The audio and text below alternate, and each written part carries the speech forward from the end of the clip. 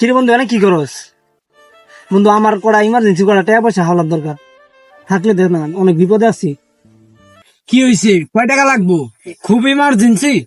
হরে আমার টাকা অনেক দরকার, দে দিলে অনেক উপকার হবে, দে। দইনে 10,000 টাকা আছে। অনেক উপকার হলো বন্ধু, বুঝছস? তোর এই উপকারের ঋণ আমি কোনোদিন শোধ করতে পারবো না। থাক বন্ধু, আমি গেলাম। হ্যাঁ, আমার একটু জরুরি যাইতে হবে।